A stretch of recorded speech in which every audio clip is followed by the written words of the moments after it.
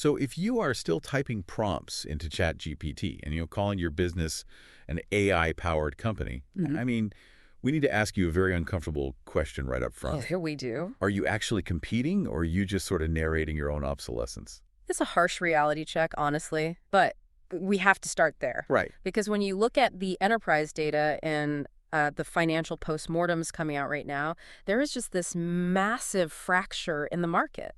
There's a really clear divide between companies that are playing with AI as like a fun office toy and companies that are using it to fundamentally replace their workforce. Exactly. And that is exactly what our deep dive is about today. We're looking at this entire stack of research purely through the lens of your profit and loss statement. Yeah, no technical jargon today. Zero. We're focusing purely on the business strategy. Sure. But to do that, we have to cleanly define what we are even talking about, because the terminology out there is just a total mess. Oh, it's terrible. Everyone is just slapping the word AI onto their product. Right. So let's separate the modern business battlefield into three distinct tiers. First, you have your basic chatbot. Right, which is purely reactive. Yeah. It answers a single question when asked. It's basically just a dynamic FAQ page. You ask, what are your business hours? And it says, we are open until 5. End of interaction. Exactly. Then, step 2 is an AI assistant. And this is a tool that helps a human complete a task a little bit faster. Okay, like what? Like, it might summarize a long meeting transcript or, help draft an email response. But fundamentally, the human is still driving the car. Right. The human still has to initiate the task, review the work, and hit send. Yes. But the third tier, and this is where the entire market is shifting, is the autonomous agentic digital employee. And that's the wake-up call for this whole discussion. It really is, because this is completely different from a chatbot or an assistant. A digital employee owns the entire job from start to finish. It runs 24 hours a day. It makes decisions based on complex rules. It takes action across multiple systems, and it hands off to humans only when absolutely necessary. And then it reports back on the outcome. Exactly. It is a worker. It is not a tool. Wait, hold on, though. The word agentic gets thrown around a lot. What does that actually look like in practice? Yeah, it's a fair question. Because, most bots I interact with just send me a link to an article when I have a problem. How is a digital employee actually doing the job? Well, that is the critical distinction, because an agentic digital employee has permissions tied into your actual company software. It doesn't just talk, it acts. Okay, give me an example. Imagine a customer email saying their package didn't arrive and they want a refund. Sure. A chatbot says, here's our refund policy, but a digital employee reads the email, logs into your e-commerce backend to verify the shipping status, sees that the package is lost, logs into your billing platform, issues the refund, updates the CRM, and then emails the customer a personalized apology with the receipt. Wow. So it's executing the actual digital mouse clicks and keyboard strokes that a human worker would. Exactly. That is a staggering difference. It's the difference between buying your team a slightly faster typewriter and hiring an entire department of typists who never sleep, never take a coffee break, and, never make a typo. That's a great analogy. And this distinction is no longer some academic debate for technologists. Not at all. If you think your business is safe because your marketing manager bought a $20 chat subscription, you are fundamentally misunderstanding the competitive threat coming for your market share. And that brings us to the raw financial reality of segment 1. Because once you understand what a digital employee actually does, you have to look at the P&L impact. Right, the math that should wake every owner up. Exactly. Walk us through the baseline numbers. So across the board, the standard return on investment for deploying these autonomous digital workers is $3.50 to $3.70 returned for every single dollar invested. Wait, almost a 4-to-1 return, just as the baseline standard? That is just the baseline. The top-tier operators, the organizations that are aggressively restructuring their workflows around this, they're pulling an incredible 10-to-1 return. 10-to-1. That's unbelievable. It is. And for any founder or operator listening who manages cash flow, the payback period is what really matters, right? Oh, absolutely. The average payback period to completely recoup the investment across all business sizes is just 14 months. Just 14 months. Yeah. And for some specific functions like customer service routing or early stage lead qualification, the deployment pays for itself in the very first month. The first month. Yeah. Okay, but let's ground this in everyday business expenses. Let's look at the human cost comparison, because this is where the spreadsheet starts to look like a weapon. It really does. To handle a specific operational workload, let's say the workload of 2 to 3 full-time roles, a 2 to 3 person team costs an average of $250,000 to $555,000 per year. Right. Meanwhile, an autonomous digital employee operation handling that exact same workload runs roughly $18,000 to $48,000 per year. Okay, I have to push back a little here, because $500,000 for just a couple of roles, that sounds wildly inflated to me. Base salaries for 3 mid-level reps shouldn't hit anywhere near 500 grand.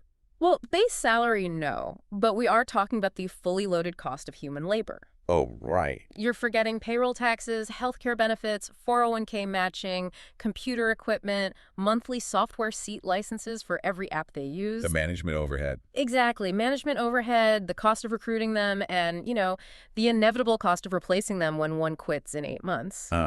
Yeah, we only ever look at the base salary on an offer letter. Yeah. We completely ignore the massive hidden management drag that comes with hiring humans. Exactly. The math is actually terrifying if you are the one still paying those fully loaded costs while your competitor is paying 18 grand a year. 18 grand a year versus $500,000. That friction is exactly what kills scaling. Yes, and it highlights a structural advantage that goes much deeper than just the raw dollar amount. It's something the research calls the inverse cost curve. The inverse cost curve. Break that down for us. Think about traditional hiring. When you hire humans, your cost goes up linearly, but your management complexity increases exponentially. Right. 2 employees have 1 line of communication. 10 employees have 45 lines of communication. Wow. Suddenly you need middle managers, HR infrastructure, more office space, conflict resolution. It's the classic more people, more meetings problem.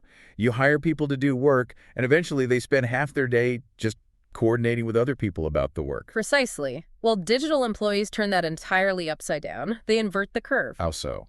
As your volume of work grows, say your customer ticket volume triples overnight because of a holiday promotion, Yeah. the per unit cost of your digital workforce actually drops. Yeah, because once the core system is built, scaling it from 100 tasks to 10,000 tasks costs mere pennies in cloud computing. And the coordination overhead remains virtually zero. Because you don't need to hire a digital middle manager to oversee your digital customer service reps. Right. They scale instantly to meet the demand, and they shrink instantly when the demand falls. Okay, so the math makes absolute sense for replacing humans to save money. But, you can only cut costs so far before you hit bone. True. Does this actually help a company grow its ceiling? Or is this just a massive, ruthless, cost-cutting exercise? Because saving 100 grand is great, but it doesn't double my revenue. That is the perfect question to ask, because cost savings is only the defensive strategy. The offensive strategy is production ceilings. Okay, let's talk about the productivity multipliers. Yeah, when we look at the data here, the numbers honestly sound like typos until you look at the raw mechanics of how the work gets done. Let's walk through what these digital workers deliver, function by function. Go for it. In customer support, the data shows a 15 times gain in productivity. Wait, 15 times the output. How is that even possible? Are they just typing that much faster than a human? No, it's about parallel processing and the total elimination of context switching. Context switching, right? A human agent typically handles 20 to 30 complex tickets per day. Why? Because they read a ticket, they open 3 different tabs to check the system, they get a Slack message from their boss, they lose their train of thought, they go back to the ticket, they write a response. Yep, sounds like a normal Tuesday. Right. But an autonomous agent doesn't do things sequentially. It handles 200 to 500 interactions daily because it can process 300 tickets simultaneously in milliseconds. Without ever losing focus. Exactly, without ever losing focus or switching contexts. That makes total sense. You aren't just speeding up the human. You're removing the human bottlenecks entirely. Exactly. What does this look like in the sales department? For lead qualification, we see a 12 times gain. 12 times. Yeah. A human sales development rep might process 50 to 75 leads a day. They have to search the prospect, check their LinkedIn, find the company size, and write a custom email. Right. An autonomous system processes 500 to 1,000 leads a day. It hits data enrichment APIs instantly, scores the lead based on your ideal customer profile, and drafts and sends the outreach while your human sales team is asleep. That is wild. In data analysis, it's a 10 times gain in output. For content creation, it's a 4 times gain. So if you're a founder, I mean, you aren't just giving your sales team better running shoes, you're handing them a teleporter. Basically, yes. You physically cannot hire enough humans to match a 15x output multiplier without bankrupting the company. You really can't. And what is really interesting is what happens when you create hybrid environments. What do you mean by hybrid? When you place these digital employees alongside your best human workers, letting the agents handle the massive volume of routine work and letting the humans handle only the highly complex, nuanced exceptions. Okay, and what happens then? The overall per-worker productivity gain across the entire team is roughly 73%. A 73% lift across the board. Yes. So the core takeaway here is that this is not about doing the same job 10% faster. This is about producing 10 to 15 times the output for a fraction of the cost. Exactly. That is not a tool. That is a complete workforce transformation. It is the literal definition of workforce transformation. But, let's prove these multipliers aren't just theoretical spreadsheet math. Let's look at segment 3, where the real money shows up in documented business outcomes. Yes, let's get into the case studies. Start with customer service. Yeah. Because that seems to be where the bleeding edge is right now. It is. In customer service, these deployments routinely result in a 50 to 75% reduction in raw ticket volume that ever reaches a human being. Wow. And that directly translates to a 30% reduction in total departmental expenses. Okay, give us a real-world example. The gold standard case study for this is Klarna. They deployed an autonomous customer service operation that handled 2.3 million conversations. Wait, 2.3 million? Yes. That is equal to the work of 700 full-time human agents. 700 agents. And by deploying this, Klarna drove an estimated $40 million in profit improvement. $40 million straight to the bottom line. That's incredible. But, customer service is a cost center. What about revenue generation? Okay, let's look at sales. Because replacing a support rep is one thing, but trusting an AI to close the gap on top-line growth feels like a much bigger leap of faith for an owner. It is a leap, but the data proves it works. In sales and revenue operations, organizations deploying agentic workers are seeing a 13 to 15% overall revenue increase. Just from deploying agents. Yes, and a 10 to 20% lift in sales ROI. But here is the statistic that should make every sales director listening freeze in their tracks. Let's hear it. Sales teams running with autonomous agents hit their annual quota 83% of the time. Teams without them hit quota only 66% of the time. Oh, wow. That is the literal difference between a business hitting or missing its annual target. It really is. That's the difference between a massive bonus pool and laying off 20% of your staff. Absolutely. And we need to be very clear that this isn't just a game for massive giants like Klarna or global enterprise sales teams. Right, because we are talking to small and mid-sized businesses, too. Exactly. The back office and operational savings for smaller teams are just as impactful. Small businesses are quietly pocketing $7,500 to over $20,000 per year in pure operational savings. Let's talk about the boutique clothing store example from the research, because this is where it gets incredibly relatable for the average operator. I love this example. There is a documented case study of a boutique clothing store with just 7 employees. Just 7? Yeah. They implemented a digital employee to handle all of their inbound customer inquiries, sizing questions, and inventory checks. Okay, and what was the impact? They saved $1,000 a month in part-time labor costs, which is great, but the critical part is what happened to their customer experience. Right. Their customer satisfaction score actually climbed from 4.2 to 4.7 out of 5. I mean, I hear massive numbers like Klarna, and I get it, but that 7-person boutique example is what really gets me. Why is that? Well, they slashed their labor costs, they fired the human element from that specific touch point, but their customer satisfaction went up. How? Is that simply because a digital employee never has a bad day and never makes a customer wait on hold? That is exactly the mechanism. Think about what customers hate most. They hate waiting. Yeah, and repeating themselves. Exactly. The digital employee has infinite patience, it responds in 3 seconds, and it has perfect recall of the inventory database. It doesn't get overwhelmed and short-tempered during a Black Friday rush. It just executes calmly and perfectly every single time. And when you scale that exact same reliability up to the enterprise level, the numbers become astronomical. Like what? Well, JP Chase extracted $1.5 billion in efficiency and fraud prevention out of its workforce using these systems. $1.5 billion. Okay, I want to pause here and play devil's advocate for segment 4. Sure. If the financial math is this obvious, I mean, if the ROI is 10 to 1, the productivity multipliers are 15x, and a 7-person retail shop can pull this off, why isn't every single business successfully doing this? It's a great question. Why aren't we seeing a massive wave of hyper-profitable companies everywhere we look? Because the execution is vastly different from the theory, and most owners get the strategy completely wrong. They fall into the fatal trap of what we call shadow AI. Shadow AI. And That sounds like something out of a spy novel. What is that? it is far more mundane and far more wasteful, honestly.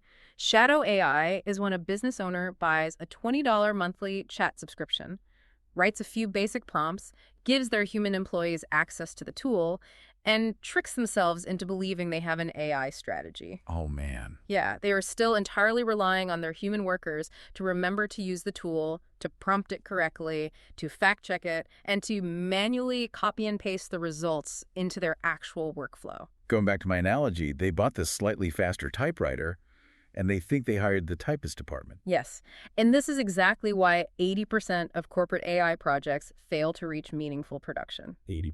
Yep. They end up in the graveyard because they were never designed to be autonomous workers in the first place. They were designed as minor novelties to help humans brainstorm. Which naturally leads into what the source called pilot purgatory. Oh, yes. We have this terrifying concept in the research called the $500,000 warning.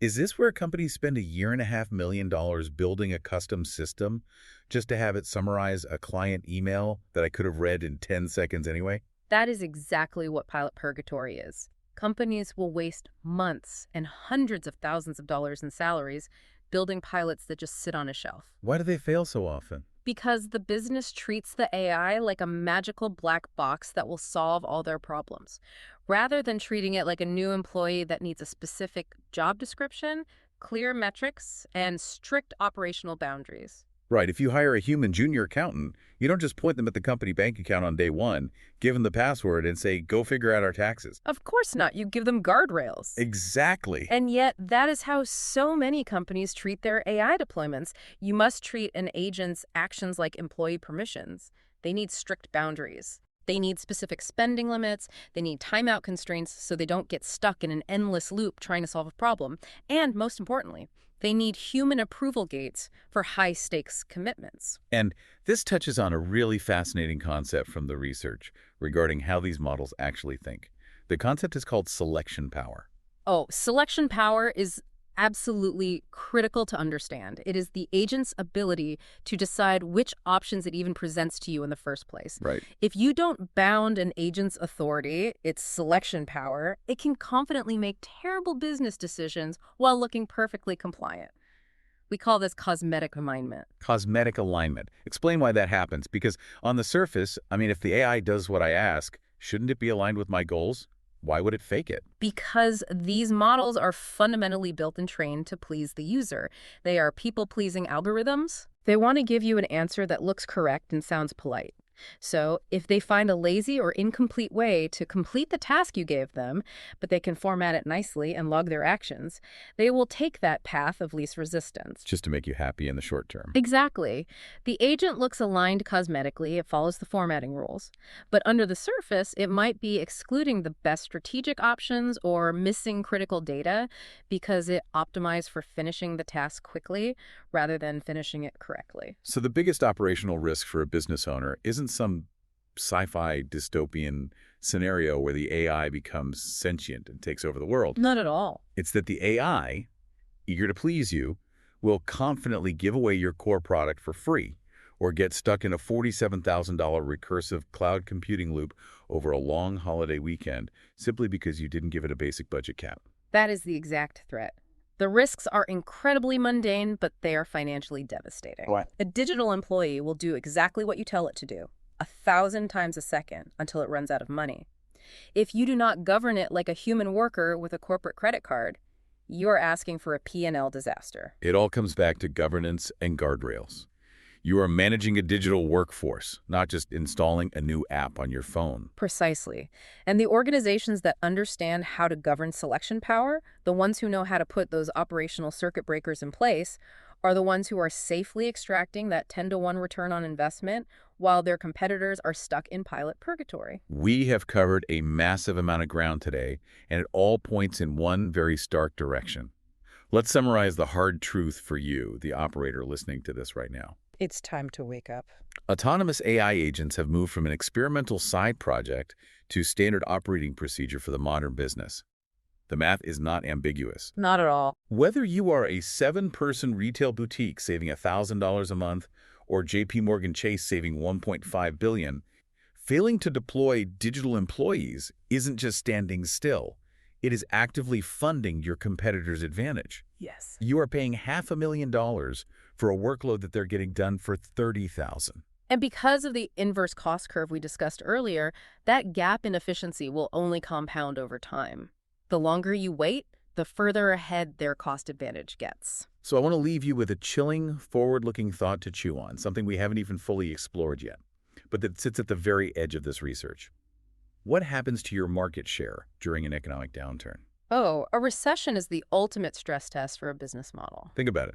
When your competitors have inverse cost curves, meaning they can scale up their digital operations instantly during peak seasons without hiring a single person, and then scale down instantly during a recession without paying painful severance packages or dealing with morale-crushing layoffs. While you were trapped. Exactly. You are dealing with fixed human payrolls, employee burnout, middle management bloat, and total hiring freezes. When the market contracts, who survives? The competitive advantage always goes to the most adaptable cost structure. Right. The ultimate competitive mode of the future is not your branding. It is not even your product. It is the sheer compounding cost efficiency of your digital workforce. It's that simple. Precisely. So, challenge yourself. Tomorrow morning, when you open your laptop and look at your profit and loss statement, I want you to look at those massive labor and operational line items. Take a really hard look. Remember the difference between buying a faster typewriter and hiring a team of tireless typists. And ask yourself the only question that matters on the modern business battlefield. Who is actually doing the work?